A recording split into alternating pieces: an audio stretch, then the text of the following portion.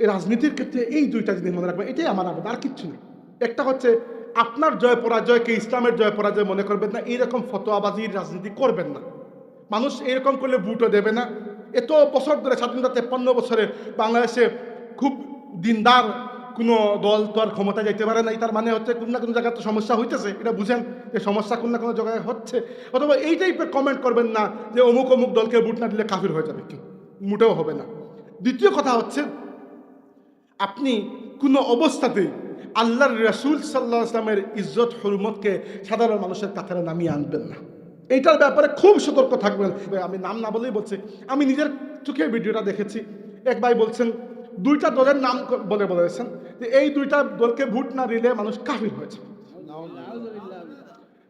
ইসলামের এত ঠিকাদারিত্ব আপনার হাতে দেওয়া হয় নাই যে যে দুইটা দলের কথা বলছেন ওরা ইসলামী দল, আমি অস্বীকার করছি না, এরা কাফির নয়, এরা ইসলামী দল, যার ভোট দেওয়ার দরকার দিক, সমস্যা নেই। এবং আমি কারোর জন্য ক্যাম্পেইন করবো না, কারো বিপক্ষে করবো না। কিন্তু আপনি যদি মনে করেন যে আপনার বিজয় মানে ইসলামের বিজয়, দ্যাটস ডিফিকাল্ট। আমি অনেক মানুষকে দেখেছি, ফুটবল খেলা চলতেছে সৌদি আরবের সাথে, ধরেন জার্মানির, সৌদি আরবে সাপোর্ট করতেছেন, করেন সাপোর্ট। সৌদি আরব ধরেন জিতে গেল, দেখলেন আলহামদুলিল্লাহ ইসলামের বিজয় হয়েছে। তো কালকে যদি সৌদি আরব 8 গোল খেয়ে যায় তো কি লিখবেন? আলহামদুলিল্লাহ ইসলাম পরাজিত হয়েছে। That's important. আপনি যখন আপনার সাথে ইসলামকে এমনভাবে, ইসলামের যদি কোনো ওয়াকিং টকিং নমুনা দেখতে হয়, সেই নমুনা, সেই উসওয়ায়ে হাসানা হচ্ছে মুহাম্মদুর রাসূলুল্লাহ সাল্লাল্লাহু আলাইহি ওয়াসাল্লাম। অন্য কোনো ব্যাটার উপর ইসলাম নির্ভর করে না। ইসলামের আমাদেরকে কাউকে জরুরত নাই, আমাদের ইসলামকে জরুরত। কবরে আল্লাহ ইসলামকে প্রশ্ন করবেন না, আমাকে প্রশ্ন করবেন মা দিনুক। আপনি যদি কেউ যদি ধরেন, এক ভাই বলেছেন, হয়তো অজ্ঞতার কারণেই বলেছেন, যেটা আমি বলছি না, তিনি মানে আল্লাহ নবীর সামনে ইচ্ছা করে বেয়াদবি করার জন্য বলেছেন, আমি ভালো ধারণা রাখছি। এক ভাই বলেছিলেন, কয়েকদিন আগে দেখলাম যে রাসূল সাল্লাল্লাহু আলাইহি ওয়াসাল্লামের মানে কাজ আর সাংবাদিকের কাজকে তিনি একসাথে মিলিয়ে দিয়েছেন। এখন দেখেন একটা কথা, সাংবাদিকের সংবাদ গ্রহণ করা আর একজন রাসূলের সংবাদ বহন করা যদি কেউ পার্থক্য করতে না পারে, তাহলে তো আপনার মাথায় সমস্যা আছে অবশ্যই।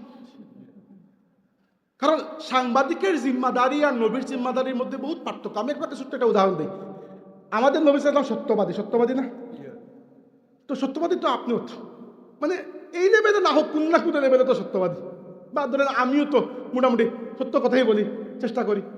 আচ্ছা, নবী সত্যবাদী হওয়া আর আমি সত্যবাদী হওয়া কি এক বরাবর? আমি যদি সত্যবাদী নাও হই, মিথ্যাবাদীও হই, তো কার কি যায় আসে? আর তো কার কিছু যায় আসে না। আমি জাহান্নামে জ্বলবো, এর থেকে বেশি কিছু হবে না। কিন্তু আল্লাহ মাফ করুক, নাউজুবিল্লাহ, বোঝানোর জন্য বলছি, কুফরি কালাম বোঝানোর জন্য বলছি। বাই চান্স কোনো একজন নবী যদি কখনো কোনো মিথ্যা কথা বলে ফেলেন, তাহলে তার উম্মতের, পুরো উম্মতের আখিরাত বরবাদ হয়েছে। বরবাদ হবে না? নবীর সত্য কথা বলার রিস্ক আর আপনার সত্য কথা বলার রিস্ক কি সমান? এই জিনিসটা যদি আমরা বুঝি না, তাহলে কিভাবে হবে? এই জন্য রাজনীতিতে বাংলাদেশের মানুষ অত্যন্ত ধর্মপরায়ণ। এবং এটা শুধু আমি বলছি না, বিশ্বে যে সংস্থা ধর্ম নিয়ে সবচেয়ে বেশি গবেষণা করে সেটা হচ্ছে আমেরিকার Pew Research Center. Pew Research সেন্টারের 2019-এর 2022-এর গবেষণাগুলো আমি পড়েছি। পৃথিবীতে যে সকল মানুষের মধ্যে ধর্ম পালন করার সবচেয়ে বেশি তাগিদ আছে, এর মধ্যে বাংলাদেশের নাম অনেক উপরের দিকে, মাশাআল্লাহ। তার মানে আমরা ইসলামকে পছন্দ করি, অবশ্যই করি, এবং এজন্য অনেকেই মানে ইসলামী রাজনীতিও করেন। বাংলাদেশ ইসলামী রাজনীতি নতুন না, 1400 বছর ধরে মানুষ দ্বীনি আন্দোলন, ইসলামী আন্দোলন করে আসছেন। হুসাইন রাদিয়াল্লাহু আনহু যখন বেরিয়েছিলেন, তিনি ইসলামের জন্যই বের হয়েছিলেন, গদ্দি নেওয়ার জন্য বের হন নাই। হুসাইন ভালো করেই জানতেন ইয়াজিদের মতো জালিম থাকে গদি দেবে না। হুসাইন বের হয়েছিলেন তার নানার দিনকে রক্ষা করার জন্য। এটাই ইসলামী আন্দোলনের আসল সার, যে আমি আল্লাহর দ্বীনের মধ্যে কোনো বিকৃতি সাধন করতে দেব না। আবু বকর রাদিয়াল্লাহু কি বলেছিলেন? আয়ুবাদ্দালুদ্দীন ওয়া আনা হাইয়ুন, আমি আবু বকর বেঁচে থাকতে আল্লাহর নবীর দ্বীনের মধ্যে পরিবর্তন করবে কখন? এই জজবার নাম হচ্ছে ইসলামী আন্দোলন। করে ইসলামী আন্দোলন অবশ্যই করা উচিত, আমরাও করি, কোনো না কোনো মাসলাকে বংশগতের সাথে আমরাও জড়িত। কিন্তু ইসলামের স্বার্থে, ইসলামকে কায়েম করার জন্য রাজনীতি করা আর রাজনৈতিক স্বার্থে ইসলামকে ব্যবহার করার মধ্যে বিস্তর পার্থক্য। এটা অনেক বড় গভীর বিষয়, এটা আমাদের সবাইকে বুঝতে হবে। এবং এটা বুঝার সবচেয়ে বড় জরুরি বিষয় হচ্ছে যে আল্লাহর রসুলের ব্যাপারে কার আকীদা কেমন, এটা অন্তত পক্ষে দেখা আমাদের জন্য খুবই জরুরি। আর 2 নম্বর আরেকটা বিষয় করবেন না, এটা আমি নাম না বলেই বলছি, আমি নিজের চোখে ভিডিওটা দেখেছি। এক ভাই বলছেন 2টা দলের নাম বলেছেন যে এই 2টা দলকে ভোট না দিলে মানুষ কাফির হয়েছে। ইসলামের এত ঠিকাদারিটা আপনার হাতে দেওয়া হয় নাই যে যে 2টা দলের কথা বলছেন ওরা ইসলামী দল, আমি অস্বীকার করছি না, এরা কাফির নয়, এরা ইসলামী দল, যার ভোট দেওয়ার দরকার দিক, সমস্যা নেই। এবং আমি কারোর জন্য ক্যাম্পেইন করবো না, কারো বিপক্ষে করবো না, কিন্তু আপনি যদি মনে করেন যে আপনার বিজয় মানে ইসলামের বিজয়, দ্যাটস ডিফিকাল্ট। আমি অনেক মানুষকে দেখেছি ফুটবল খেলা চলতেছে সৌদি আরবের সাথে, ধরেন জার্মানির, সৌদি আরবে সাপোর্ট করতেছেন, করেন সাপোর্ট, সৌদি আরব ধরেন জিতে গেল, দেখলেন আলহামদুলিল্লাহ ইসলামের বিজয় হয়েছে। তো কালকে যদি সৌদি আরব 8 গোল খেয়ে যায় তো কি লিখবেন? আলহামদুলিল্লাহ ইসলাম পরাজিত হয়েছে। That's important. আপনি যখন আপনার সাথে ইসলামকে এমনভাবে, ইসলামের যদি কোনো ওয়াকিং টকিং নমুনা দেখতে হয়, সেই নমুনা, সেই উসওয়ায়ে হাসানা হচ্ছে মুহাম্মদুর রাসূলুল্লাহ সাল্লাল্লাহু আলাইহি ওয়াসাল্লাম। অন্য কোনো ব্যাটার উপর ইসলাম নির্ভর করে না। ইসলামের আমাদেরকে কাউকে জরুরত নাই, আমাদের ইসলামকে জরুরত। কবরে আল্লাহ ইসলামকে প্রশ্ন করবেন না, আমাকে প্রশ্ন করবেন মা দিনুক। বুঝতে পেরেছেন বিষয়টা?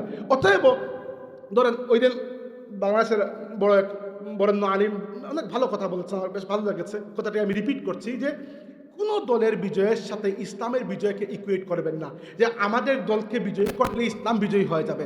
ইসলাম আল্লাহর রসুলের মুবারক হাতে অলরেডি বিজয়ী হয়ে গেছে 1450 বছর আগে। আপনি যদি ধরেন বাংলাদেশের যদি কোনো ভালো একটা সরকার গঠন হয়, যারই মাধ্যমে হোক না কেন, তাহলে এটা মুসলমানদের জন্য অনেক ভালো হবে, বাংলাদেশের মানুষের জন্য। কিন্তু এটাকে যদি ইসলামের বিজয়ের জন্য আপনি ইকুয়েট করেন, তাহলে কি হবে? যেদিন আপনি হারবেন সেদিন ইসলামের পরাজয় হয়ে যাবে। আর আল্লাহ রাব্বুল আলামিন ইসলামের মধ্যে না কোনো ব্রাহ্মণ রেখেছেন, না কোনো পোপ রেখেছেন। হিন্দুদের মধ্যে ব্রাহ্মণ আছে, ব্রাহ্মণ যেটা বলে মোটামুটি ওটাই খুদার কালাম। খ্রিস্টানদের মধ্যে পোপ আছে, পোপ যেটা বলে ওটাই খুদার কালাম। আমাদের এরকম না, আমাদের নবীও আল্লাহর বান্দা এবং নবী। আমাদের নবীও আশহাদু আন্না মুহাম্মাদান আবদুহু ওয়া রাসূলুহু, আমাদের নবীকে আমরা খুদা বানাই নাই। অতএব মনে রাখবেন একটা কথা, শেষ কথা বলে শেষ করছি, এই রাজনীতির ক্ষেত্রে এই 2টা জিনিস মনে রাখবেন, এটাই আমার আবেদন, আর কিচ্ছু নেই। একটা হচ্ছে আপনার জয় পরাজয়কে ইসলামের জয় পরাজয় মনে করবেন না, এইরকম ফতোয়াবাজির রাজনীতি করবেন না। মানুষ এরকম করলে ভোটও দেবে না। এত বছর ধরে, স্বাধীনতা 53 বছরে বাংলাদেশে খুব দিনদার কোনো দল তো আর ক্ষমতা যাইতে পারে নাই, তার মানে হচ্ছে কোনো না কোনো জায়গায় তো সমস্যা হইতেছে, এটা বুঝেন যে সমস্যা কোনো না কোনো জায়গায় হচ্ছে। অথবা এই টাইপের কমেন্ট করবেন না যে অমুক অমুক দলকে ভোট না দিলে কাফির হয়ে যাবে, কি মোটেও হবে না। দ্বিতীয় কথা হচ্ছে আপনি কোনো অবস্থাতেই আল্লাহর রাসূল সাল্লাল্লাহু আলাইহি ওয়াসাল্লামের ইজ্জত হুরমতকে সাধারণ মানুষের কাতারে নামিয়ে আনবেন না। এইটার ব্যাপারে খুব সতর্ক থাকবেন। এইটা একটা বিশাল ষড়যন্ত্রের অংশ। এই পৃথিবীতে হাজারো মানুষ এইভাবে লেগে আছে। ওয়েস্টার্ন বিভিন্ন স্কলার যারা আছে, ওরিয়েন্টালিস্ট যাদেরকে বলা হয়, এদের কাজই হচ্ছে আল্লাহর রাসূলের বিভিন্ন সাহাবায়ে কেরাম এবং আল্লাহর নবী সাল্লাল্লাহু আলাইহি ওয়াসাল্লামের সুন্নতকে অ্যাটাক করার মাধ্যমে মুসলমানদের চোখে ওইগুলোর অবস্থানকে দুর্বল করে দেওয়া। আপনারা অনেকে নাম শুনেছেন হয়তো, জোসেফ শাফট, তারপরে গোল্ড জিহার, আর কি হাবিজাবি কয়েকটা, আমি কয়েকটা বই পড়েছি, সবার পড়ি নেই। এরা পশ্চিমা দার্শনিক, আর এদের গবেষণার বিষয় ইসলাম, এবং এদের গবেষণার একমাত্র রেজাল্ট হচ্ছে কীভাবে আল্লাহর রসুলকে, আল্লাহর নবীর জাতে পাককে, আল্লাহ রসুলের সুন্নতকে ডিমিন করা যায়, নিচু করা যায়। এছাড়া তো মুসলমানদের মধ্যে বিকৃতি গঠন করা সম্ভব নয়। তো এইটার ব্যাপারে সতর্ক থাকবেন, রাজনীতির ছলা কলায় যেন এই কাজটা করার সুযোগ কেউ না পায়।